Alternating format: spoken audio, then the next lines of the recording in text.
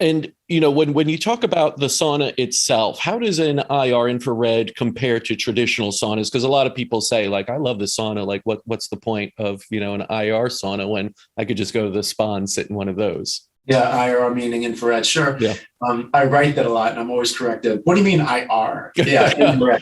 So we're yeah, a little basically, advanced. people know traditional saunas like if we were in the Baltic countries of Europe, they'd be talking about Swedish saunas, which are hot rock.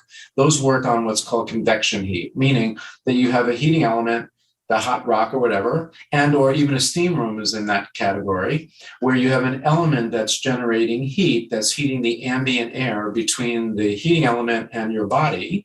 And then that hot air touches your skin. And then over time, it penetrates through the insulating layer of fat under your skin, causing your body temperature, your core temperature start to elevate. In order for convection heat to work effectively, they have to be at pretty high temperatures, 185 to 200 degrees Fahrenheit. I don't know about you, but is it easy? Have you ever been in a steam room? Oh, I have. Yeah. Yeah. We have one Okay. of those. My parents have one upstate. And yeah, once it hits that 180, that's tough. Is it easy for you to breathe in that sauna or No, that's no, you got to kind of do this very slow breathing because if you breathe quickly, it's like a burst of like fire in your lungs a little bit, right? You got to control it. Yeah. exactly. Now, infrared works on a different principle. It's actually radiant heat. It's a wavelength. It's a frequency. So it doesn't actually heat up the ambient air. It actually, the wavelengths are seeking the densest parts of our bodies, which would be our muscle mass or our organ density, our organ tissues. And so it actually penetrates seamlessly into our body and seamlessly through that insulating layer of fat, because this is kind of a cool thing that everybody can tune into today. The frequencies within the infrared spectrum actually harmonize or resonate at the same frequency as the water inside of your body.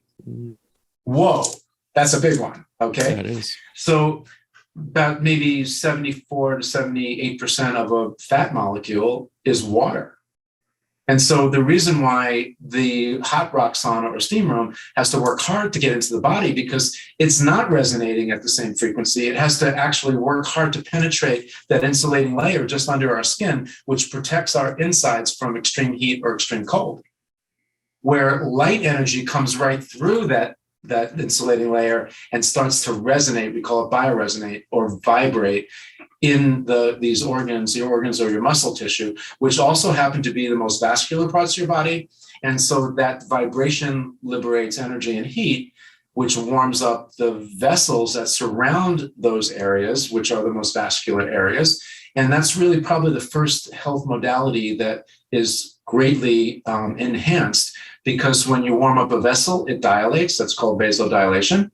Now we can get it's kind of like going on the Long Island Expressway during rush hour, and there's an accident on lane 4. So they close down 4, 3, and 2. So now you've got a whole bunch of people that are angry trying to get home, and the traffic is consolidated to one lane. That's a constricted vessel.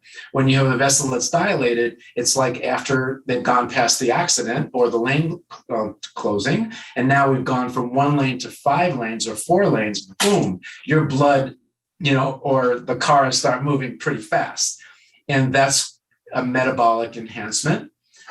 And that is improving. So your metabolic rate, we're moving more blood, which carries all of your healing properties. It carries all your nutrition, and it carries oxygen at probably something like 15 to almost 20% at a much higher rate.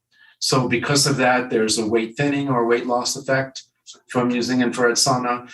And mostly it's anti-aging, because one of the big reasons why we age is from oxidative stress. As we get older, our bodies actually get starved. Our blood gets starved of oxygen. So anything you can do to improve blood flow and oxygenation flow is, as they say in Texas, a chicken winner dinner.